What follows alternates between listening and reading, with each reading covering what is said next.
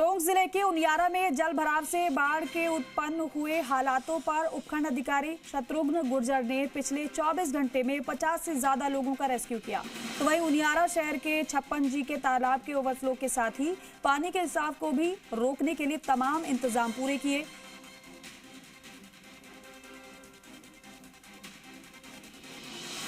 तो बारिश से बिगड़े हालात को प्रशासन सुधार रहा है।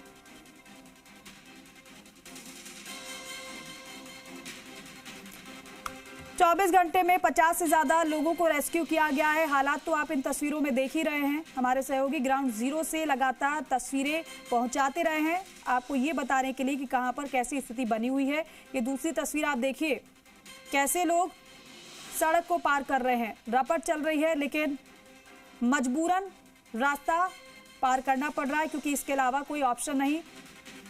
जान को खतरे में डालकर लोग ये कदम उठाने को मजबूर है।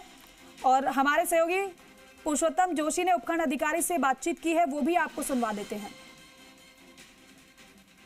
टोंक जिले के उनियारा में जलभराव के चलते लगातार जो उपखंड अधिकारी शत्रुघ्न गुर्जर हैं वो लगातार कोशिशें कर रहे हैं। उसके बाद अब 24 घंटों के बाद जो उनियारा का जो जल स्तर है वो काफ़ी कम हुआ है। जो तालाब था उस तालाब का रिसाव को भी अब रोक दिया है। ओवरफ्लो भी वहाँ से चल रहा था, साथ ही जो गलवा का ओवरफ्लो था उसमें भी काफ़ी राहत मिली है।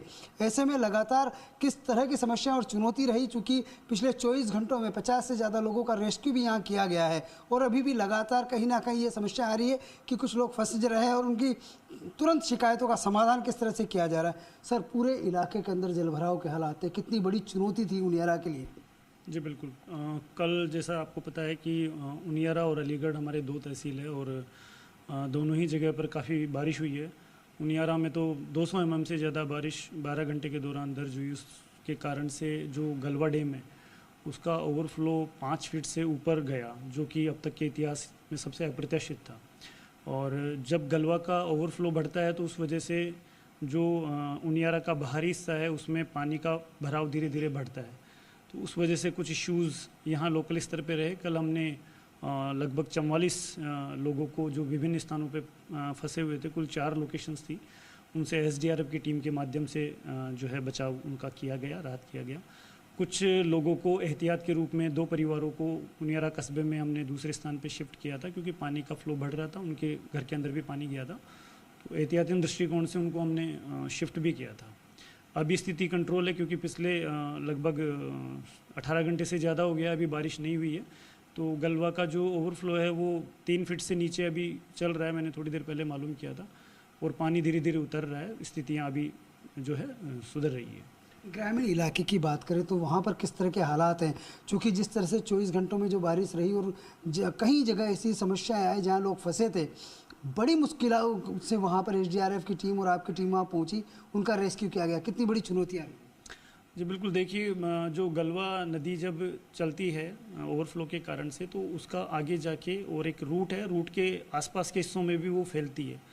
वर्तमान में क्या है कि ग्रामीण परिदृश्य में ऐसा होता है कि व्यक्ति अपने मूल गांव में नहीं रह के उसके जो खेत होते हैं उनके ऊपर अपने वो गाय भैंस जो पशु होते हैं उनके साथ में और वो रहने लग जाते हैं। बड़ी सफलता ये रही कि किसी की जनहानि नहीं हुई?